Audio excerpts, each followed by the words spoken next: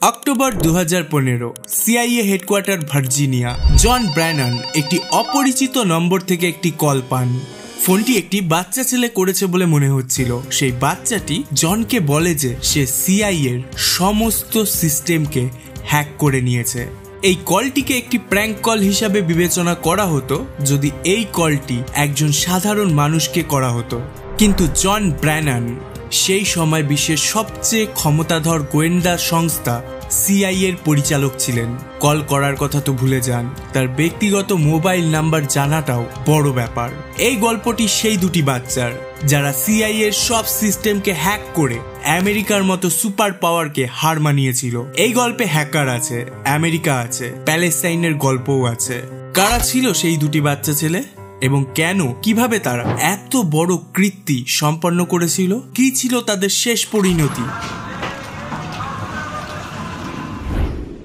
বাচ্চাটির call receive করার আগেই জন ব্র্যানান জানতেন সিআইএ এর সব সিস্টেম হ্যাক হয়ে গেছে। তাই সে বাচ্চাটির কাছে তার দাবির বিষয়ে জানতে চায়। উত্তরে বাচ্চাটি বলে, এই আমেরিকা, তোমরা মধ্যপ্রাচ্য, সুদান, ফিলিস্তিনে হামলা বন্ধ করো এবং এই বিশ্বকে সম্পূর্ণ শান্তিতে থাকতে দাও। ফোনে কথোপকথন শেষ হওয়ার সাথে সাথেই আমেরিকান সরকার এবং সিআইএ অ্যাকশনে চলে আসে, কারণ একটি বাচ্চা এত বড় একটি কাজ করেছে যা সিআইএ এর জন্য অত্যন্ত লজ্জার বিষয় ছিল। বাচ্চাটি সম্পূর্ণ গোয়েন্দা সংস্থাটিকে হ্যাক করে ফেলেছিল। এই হ্যাকিং সিআইএ সহ আমেরিকার জন্য শুধু লজ্জার বিষয় নয়, ভীষণ ক্ষতির কারণও ছিল, যার ধারণা পরে ভিডিওতে পাবেন।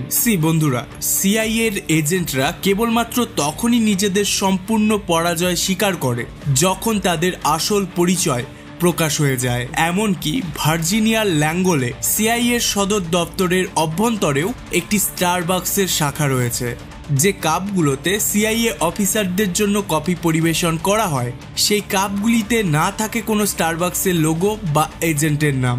এর কারণ ভীষণ সহজ, এই কাপগুলির মাধ্যমেও যেন কোনো সিআইএ এজেন্টের আসল পরিচয় প্রকাশ না পেয়ে যায়। তাহলেই ভেবে দেখুন, যে সিআইএ এমন ছোট ছোট বিষয়ে এত যত্ন নেয়, তাদের সিস্টেম হ্যাক হলে সেটা কত বড় একটি পরাজয় তাদের কাছে। কারণ সিস্টেম হ্যাক মানে লক্ষ লক্ষ এজেন্টের আসল পরিচয় প্রকাশ।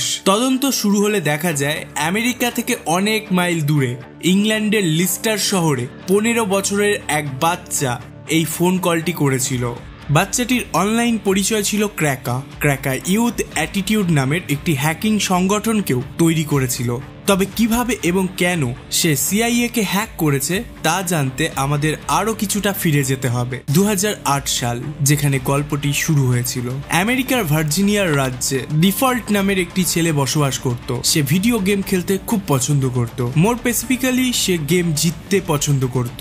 যাতে সে ভিডিও গেমের প্রতিটা ম্যাচ জিততে পারে, তার জন্য সে গেমের প্রোগ্রামিং এ প্রবেশ করে কিছু পরিবর্তন করা শুরু করে। সে কাউন্টার স্ট্রাইকের মতো অনলাইন গেমগুলোকে হ্যাক করে তার নিয়ম পরিবর্তন করে খুব সহজেই ম্যাচ জিতত। তার মানে সে গেমের চিট বানাতো। সে নিজের মতো করে এই কাজগুলো করছিল এবং এগুলো সে ইন্টারনেট থেকেই শিখছিল। ডিফল্ট নিজের এই কাজগুলো করবার জন্য অনুপ্রেরণা পেয়েছিল অ্যানোনিমাস নামের একটি হ্যাকিং গ্রুপ থেকে। এই গ্রুপটি 2008-এ বেশ বিখ্যাত হয়েছিল। সেই সময় অ্যানোনিমাস প্রায়ই খবরের শিরোনাম হতো। এই গ্রুপটি বড় বড় ওয়েবসাইট হ্যাক করে পছন্দের মেসেজ লিখে তারা তাদের নিজের বক্তব্য সমস্ত পৃথিবীর সামনে আনতো। অ্যানোনিমাসের এইসব কাজ দেখে ডিফল্ট বেশ মুগ্ধ হয়। সে সিদ্ধান্ত নেয় সে শুধু গেমের চিট বানাবে না, সে হ্যাকিং জগতেও পা রাখবে। ডিফল্ট ধীরে ধীরে ছোট ওয়েবসাইট হ্যাকিং শুরু করে, কিন্তু সে বড় কিছু করতে চাইছিল, যার জন্য তার একটা হ্যাকিং গ্রুপের দরকার ছিল। তাই ডিফল্ট অ্যানোনসেক নামের একটি হ্যাকিং গ্রুপে যোগ দেয়।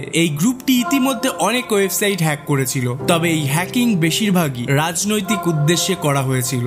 এই দল বটনেট ব্যবহার করে হ্যাকিং সম্পন্ন করত। এই পদ্ধতিতে গ্রুপটি ইন্টারনেটে ভাইরাস তৈরি করে ছড়িয়ে দিত এবং এবং সেই ভাইরাস যে সকল কম্পিউটারে ঢুকতো তা এই হ্যাকার গ্রুপের নিয়ন্ত্রণে চলে আসতো। যে সকল কম্পিউটারে এই ভাইরাস থাকতো সেই সকল কম্পিউটারগুলোকে বট বলে, আর এমন অসংখ্য ভাইরাস যুক্ত কম্পিউটারের একটি সম্পূর্ণ নেটওয়ার্ককে বটনেট বলা হয়। অ্যাননসেকের সদস্য হওয়ার কারণে ডিফল্টের কাছেও এই বটনেটের অ্যাক্সেস ছিল। সে লক্ষ্য করে দেখেছিল যে এই বটনেটে এমন একটি কম্পিউটার রয়েছে যা কানাডার একটি মেডিকেল কলেজের। ডিফল্ট সেই কম্পিউটারে সামান্য কাজ করে মেডিকেল কলেজের আর্থিক রেকর্ডগুলির অ্যাক্সেস পেয়ে যায়। সে দেখতে পায় যে কলেজটি সেই সময় অবধি ছাত্রদের কাছ থেকে $9 মিলিয়ন বেশি টাকা পায়। এই সমস্ত রেকর্ডের অ্যাক্সেস তখন ডিফল্টের কাছে ছিল, যা সে কলেজের কম্পিউটার থেকে মুছে ফেলে। এই হ্যাকিং এর সাথে সাথে ডিফল্টের প্রথম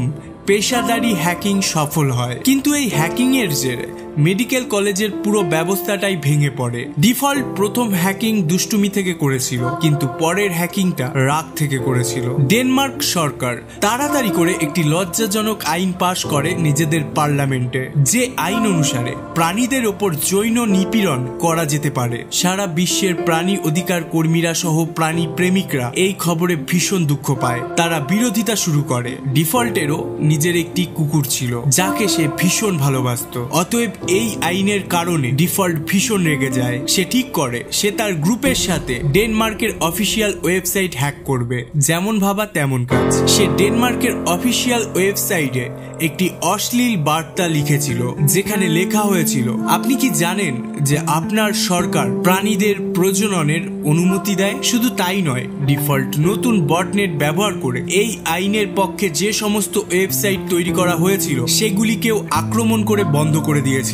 ডেনমার্কের অফিসিয়াল ওয়েবসাইট হ্যাক হওয়ার সাথে সাথেই এই খবর পৃথিবীব্যাপী ছড়িয়ে পড়ে। হ্যাকিং এর খবরের পাশাপাশি হ্যাকিং এর কারণ জঘন্য আইনটি সম্পর্কেও আলোচনা পৃথিবীব্যাপী শুরু হয়, এবং ডেনমার্কের এই পদক্ষেপ সারা বিশ্বে সমস্যা তৈরি করতে শুরু করে। মানুষ ডেনমার্ককে চাপে ফেলতে শুরু করে। শেষ পর্যন্ত ডেনিশ সরকার এই চাপ সহ্য করতে পারেনি এবং পরের বছরই তারা নিজেদের সিদ্ধান্ত প্রত্যাহার করে। ডিফল্ট প্রথমবারের মতো তার উদ্দেশ্যে সফল হয়েছিল, কিন্তু সব মানুষ অ্যানোনিমাস গ্রুপকে এই হ্যাকিং এর ক্রেডিট দিতে শুরু করেছিল, কারণ সেই সময় এই হ্যাকিং গ্রুপই শিরোনাম তৈরি করত। স্বাভাবিকভাবেই এটি মানুষের কাছে বেশি পরিচিত ছিল। মানুষ এত বড় হ্যাকিং এর পেছনে অ্যানোনিমাসকেই কৃতিত্ব দিচ্ছিল, যা ডিফল্ট মোটেও পছন্দ করছিল না। কিন্তু এতে সে মনোবল হারায়নি এবং নিজের কাজ চালিয়ে যেতে থাকে। অন্যান্য হ্যাকারদের মতো ডিফল্টও তার পরিচয় প্রকাশ করেনি। সে জানতো যে হ্যাকিং এর কারণে তার পরিচয় প্রকাশ পেলে তার পরিণতি ভয়াবহ হতে পারে। সে নিজেকে গোপন রাখার জন্য সাধারণত তার বাড়ির ওয়াইফাইও ব্যবহার করত না। সে একটি স্যাটেলাইট সংযোগ কিনেছিল, যা সে তার বাড়ি থেকে অনেক দূরে ইনস্টল করেছিল, এবং সেখান থেকে তার বাড়িতে সে একটি ব্যক্তিগত নেটওয়ার্কের মাধ্যমে ইন্টারনেট অ্যাক্সেস করত। সে নিজের কম্পিউটারকেও বেশ সুরক্ষিত রেখেছিল, এমনকি এই নিরাপত্তার কারণে তার কম্পিউটারে প্রচুর সিকিউরিটি প্রোগ্রাম ইনস্টল ছিল, যা লোড হয়ে কম্পিউটারকে চালু করতে 30 মিনিট সময় লাগাতো। সে নিজের গোপনীয়তার স্বার্থে 30 মিনিট অপেক্ষা করতে কোনো সমস্যা বোধ করতো না। বন্ধুরা, এখনো পর্যন্ত আপনি এই গল্পের দুটি চরিত্র সম্পর্কে জানলেন। একজন ক্র্যাকার যে ইংল্যান্ডে থাকতো এবং অন্যজন ছিল ডিফল্ট যে আমেরিকা যুক্তরাষ্ট্রে বসবাস করত। 2013 আগে তারা একে অপরকে চিনতো অবধি না, কিন্তু একটি ঘটনার কারণে তারা এক হয়ে যায়। এডওয়ার্ড স্নোডেন নামের একজন আমেরিকান ন্যাশনাল সিকিউরিটি এজেন্সির কম্পিউটার ইন্টেলিজেন্স কনসালটেন্ট ছিলেন। আমেরিকান সরকারের একটি প্রকল্পে কাজ করবার সময় তিনি জানতে পারেন যে সিআইএ প্রতিটা ইন্টারনেট ব্যবহারকারী ডেটা এবং ব্যক্তিগত তথ্য সরকারের হাতে দেয়, এবং তারপর সেই তথ্য আমেরিকার সরকার নিজের উদ্দেশ্যে ব্যবহার করে। যদিও ইন্টারনেট ব্যবহারকারীরা এই বিষয়ে একদমই সচেতন ছিল না। এডওয়ার্ড সিআইএ এর এই গোপন কথা ফাঁস করতে চেয়েছিলেন, কিন্তু অন্যদিকে তিনি আশঙ্কা করেছিলেন যে আমেরিকায় থাকতে এই কাজটি সে কোনোভাবেই করতে পারবে না। এখানে হয় তাকে হত্যা করা হবে, নয়তো গোপন তথ্য ফাঁসের দায়ে জেলে পাঠানো হবে। এই কারণে এডওয়ার্ড ছুটি নিয়ে হংকং এ চলে আসে। সেখানে তিনি সাংবাদিকের কাছে আমেরিকার এই গোপন রহস্য বিশ্বের কাছে প্রকাশ করেছিলেন।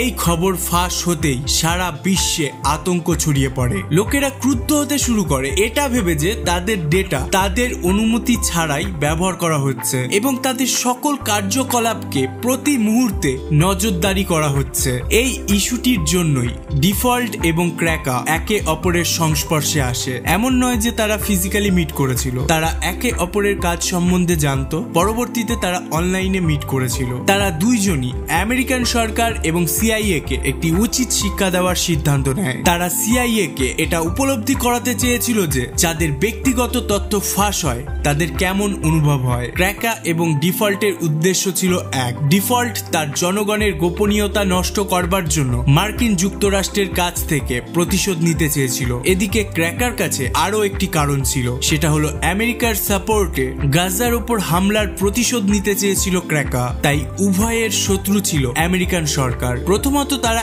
আমেরিকান ন্যাশনাল ইন্টেলিজেন্স এজেন্সির ডিরেক্টর জেমস ক্ল্যাপারের ফোন নাম্বার সার্বজনীন করে, যার ফলে যে কেউ তার ফোন নাম্বারটি গুগলের মাধ্যমে পেয়ে যাচ্ছিল। এরপর তারা কোনো হাই প্রোফাইল ব্যক্তিকে হ্যাক করতে চেয়েছিল। তারা সিআইএ ডিরেক্টর জন ব্র্যানানকে হ্যাক করার মিশন হাতে নেয়। ক্র্যাকা ইন্টারনেটে জন সম্পর্কে অনুসন্ধান শুরু করে। তাদের হাতে জন ব্র্যানানের একটি পাবলিক ফোন নাম্বার উঠে আসে। ক্র্যাকা দেখে যে নাম্বারটি আমেরিকান মোবাইল অপারেটর ভেরিজনের। ক্র্যাকা ভেরিজন কোম্পানির একজন কর্মচারী হিসাবে ভেরিজনের অভ্যন্তরীণ প্রযুক্তি দলকে ফোন করে এবং বলে যে তাদের সিস্টেমে একটি প্রযুক্তিগত সমস্যা হচ্ছে। তাই সে গ্রাহকের সমস্যা সমাধানের জন্য অভ্যন্তরীণ প্রযুক্তি দলের সাথে যোগাযোগ করেছে। ভেরিজনের অভ্যন্তরীণ প্রযুক্তি দল তার পরিচয় নিশ্চিত করবার জন্য এমপ্লয়ি পিন কোড চেয়েছিল, যা ক্র্যাকা ইতিমধ্যে হ্যাকিং এর মাধ্যমে নিজের কাছে রেখেছিল। যাচাইকরণের পর ভেরিজনের দল ব্র্যানানের ব্যক্তিগত বিবরণ ক্র্যাকার সাথে শেয়ার করে, যাতে ছিল জন ব্র্যানানের account number, backup mobile number, ঠিকানা এবং তার ব্যাংক কার্ডের শেষ 4টি সংখ্যা। এখন পরবর্তী ধাপ ছিল ব্র্যানানের ইমেলকে হ্যাক করা। ক্র্যাকা জানতে পেরে গেছিল যে ব্র্যানান কোনো পরিচিত ইমেল কোম্পানির ইমেল ব্যবহার করে না। AOL কোম্পানির একটি ইমেল ব্যবহার করে ব্র্যানান। এবার ক্র্যাকা AOL কোম্পানির সাপোর্ট টিমকে কল করে বলে, আমি আমার পাসওয়ার্ড ভুলে গেছি, এখন পাসওয়ার্ড রিসেট করতে চাই। AOL কোম্পানির সাপোর্ট মেম্বার পরিচয় নিশ্চিত করবার জন্য ব্যাংকের কার্ডের শেষ 4টি সংখ্যা জানতে চেয়েছিল, যা ক্র্যাকার কাছে ইতিমধ্যেই ছিল। এইভাবে ক্র্যাকা অবিলম্বে জন ব্র্যানানের ইমেলের অ্যাক্সেস লাভ করে। এখন সিআইএ এর পরিচালকের ব্যক্তিগত ইমেল অ্যাকাউন্ট ক্র্যাকার কাছে ছিল। ক্র্যাকা জন ব্র্যানানের ব্যক্তিগত ইমেলটি খুলেই প্রচুর গুরুত্বপূর্ণ এবং গোপন নথি পায়। অন্যান্য সিআইএ অফিসারদের তথ্য, তাদের সামাজিক নিরাপত্তা নম্বর এবং সরকারের নির্দেশনা সেই ইমেলে ছিল। ততক্ষণে ব্র্যানানও জানতে পেরেছিল যে তার ইমেল অ্যাকাউন্টটি হ্যাক হয়েছে, তাই তিনি সঙ্গে সঙ্গে তার অ্যাকাউন্ট বন্ধ করে দেয়। কিন্তু সেটা করতে অনেক দেরি হয়ে যায়, কারণ ক্র্যাকা ইমেলের সব ডেটা ডাউনলোড করে নিয়েছিল। এরপর ক্র্যাকা একে একে সমস্ত অফিসিয়াল নথি প্রকাশ করতে শুরু করে ইন্টারনেটে, যা পুরো আমেরিকায় তোলপাড় সৃষ্টি করে। যেমনটা আগেই বলেছি, এজেন্টদের পরিচয় প্রকাশ্যে আসায় সিআইএ এর মোরাল পুরো ভেঙে যায়। সারা বিশ্বে সিআইএ এর বদনাম হচ্ছিল। এমন অবস্থায় হ্যাকারদের ধরা সিআইএ এর জন্য বাধ্যতামূলক হয়ে দাঁড়ায়। যে কোনো মূল্যে যত দ্রুত সম্ভব তাদের ধরতে চাইলেও সিআইএ এই হ্যাকিং এর কোনো ক্লু খুঁজে পাচ্ছিল না। এদিকে জন ব্র্যানানকে ফোন করার কয়েকদিন পর ক্র্যাকা 9,000 ডিপার্টমেন্ট অব জাস্টিস এজেন্ট এবং 20,000 FBI এজেন্টদের ব্যক্তিগত তথ্য ফাঁস করে দেয়। সোশ্যাল মিডিয়ায় ছড়িয়ে পড়ে এই সকল তথ্য।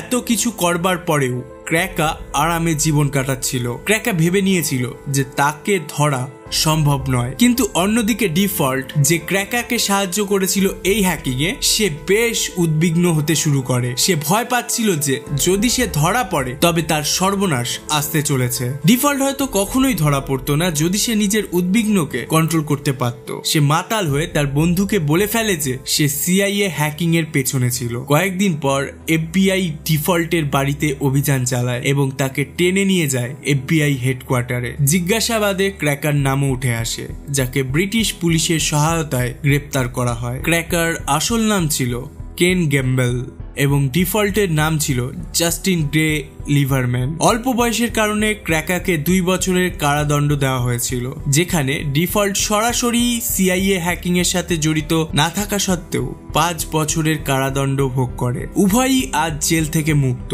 এবং সাইবার নিরাপত্তায় তাদের কর্মজীবন এগিয়ে নিয়ে যাচ্ছে। আপনি কি মনে করেন তারা উভয়ই কি সঠিক ছিল নাকি ভুল? তবে হ্যাঁ, তাদের এই হ্যাকিং এর পর মানুষ নিজের অনলাইন ডেটা সম্পর্কে অনেক বেশি সচেতন হতে শুরু করে। কিন্তু তারপরেও কি আমরা সিআইএ বা আমাদের নিজস্ব গভর্নমেন্টের এজেন্সির থেকে সম্পূর্ণভাবে নিরাপদ অনলাইন অ্যাক্টিভিটি ট্র্যাকিং এর ক্ষেত্রে? আপনার কি মতামত অবশ্যই কমেন্ট বক্সে জানাবেন। সর্বশেষে thanks for watching, stay happy, stay cool.